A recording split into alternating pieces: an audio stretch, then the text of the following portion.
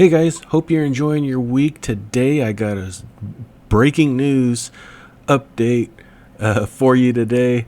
We're talking about Invesco ETFs, and they broke out a couple of new ones. A few of them. A couple of them are but a couple of them could be game changers. Okay, one I'm very excited about, so stay tuned and we'll get into it. So if you're new here, please like, share, subscribe, do all that good stuff. Down in a pinned comment below is my Amazon link. Today is the last day of Prime Day, I believe. So if you use Amazon, you shop on Amazon, if you use that link below, Amazon will send me a small commission on qualified purchases at no extra cost to you. Also down there is my Teespring link. A couple of people have bought this dividends and coffee cup, so I got me one. If you'd like one, pin comment down below is my Teespring link. Go check it out, send me some feedback, I'd appreciate it. So we'll just get right into it today.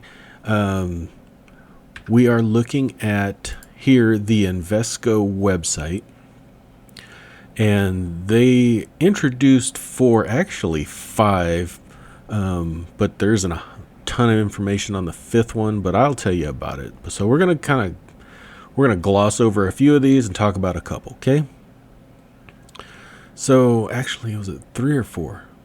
Dang it.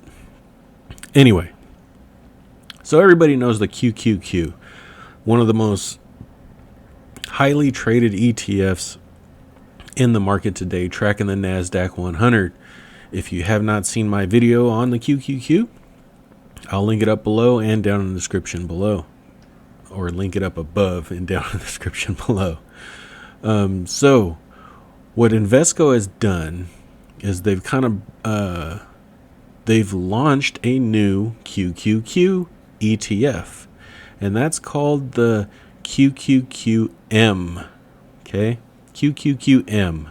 Now what this basically is it's the same thing as QQQ, same index, same everything.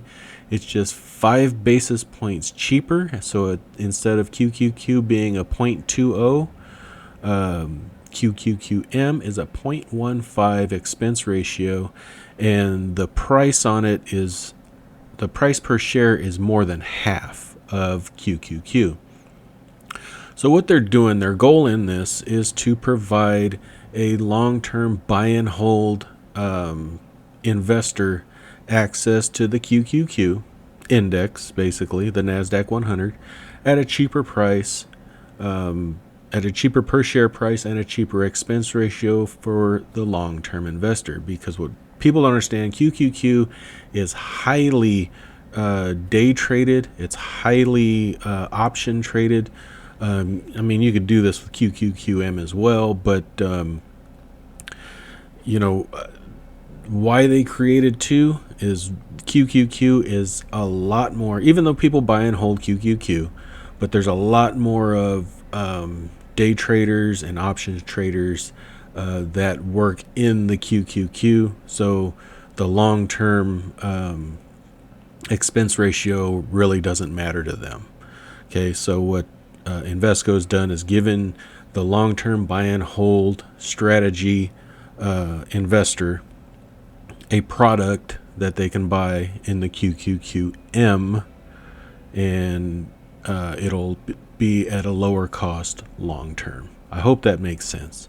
So there's no difference between the QQQM and the QQQ besides probably liquidity, which is why day traders and options traders love the QQQ, and the expense ratio, okay, and the per share price. But it's exactly the same thing as far as what it holds and what it invests in.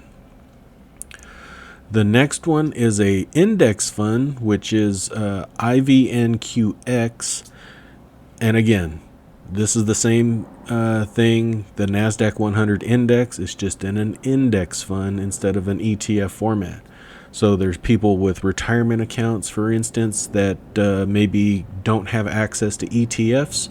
They can now buy Ivnqx and have exposure to the Nasdaq 100.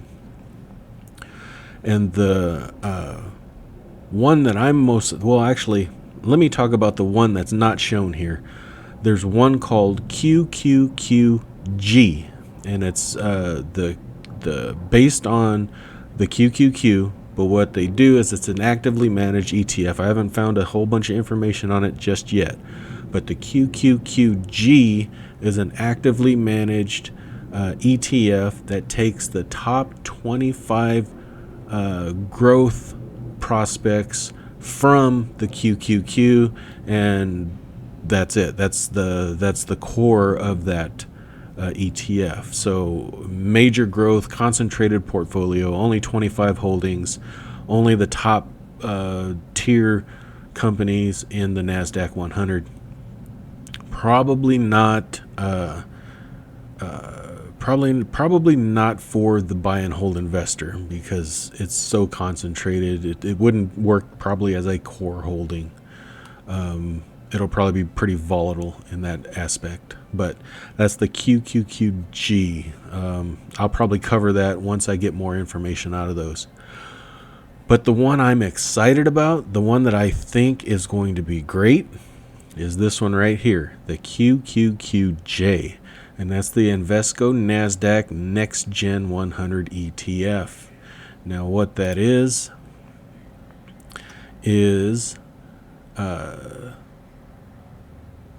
right here. The index is comprised of securities of the next generation of Nasdaq listed non-financial companies.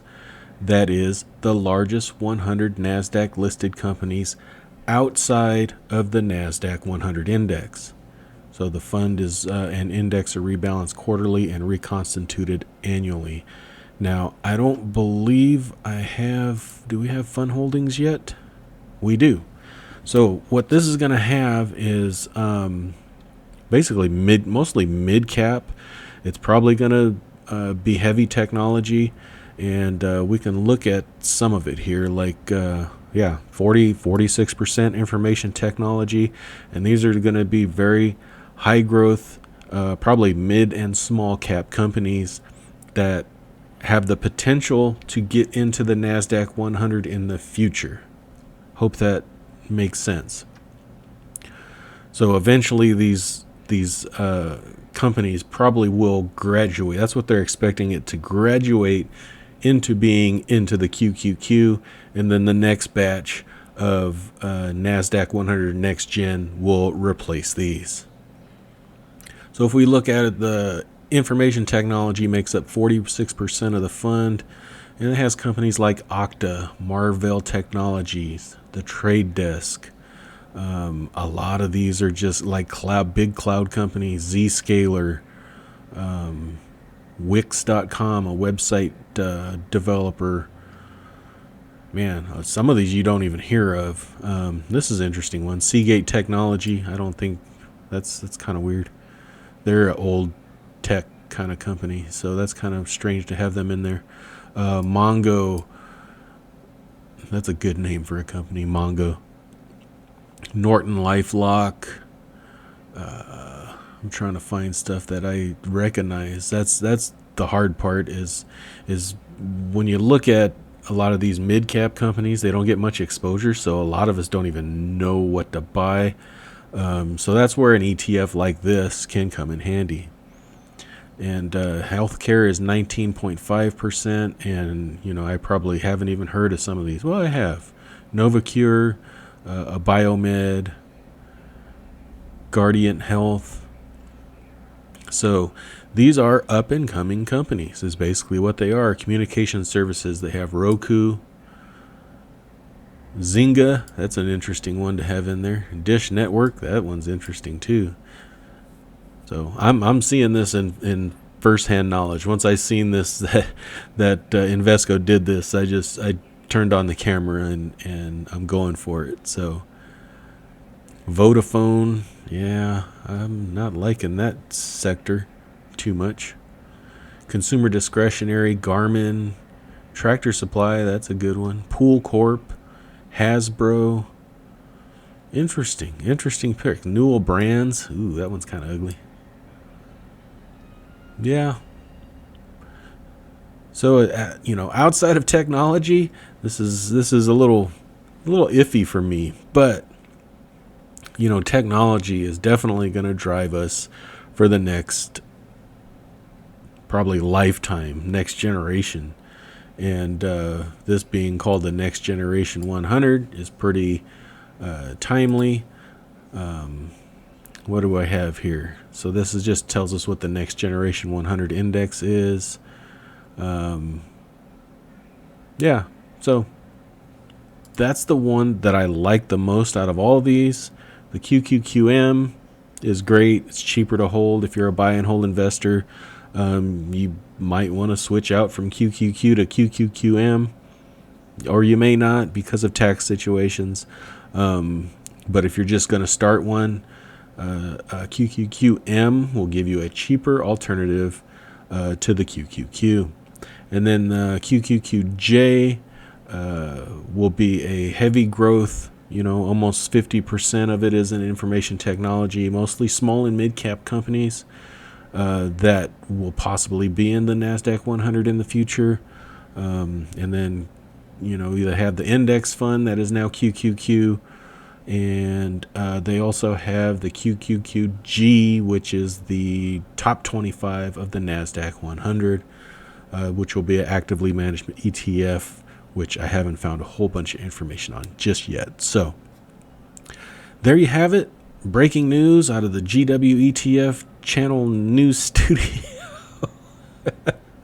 If you like what you've seen, leave me a comment down below. Like, share, subscribe, do all that good stuff. Use those links down in the pinned comment. I'd appreciate it. You guys have a good rest of your week, and we'll talk to you later. Thanks. Bye-bye. I am not a financial advisor. The information contained in this video is for entertainment and informational purposes only. It is not intended to be investment advice. Please seek a licensed professional for any investment, tax, or legal advice. Thank you.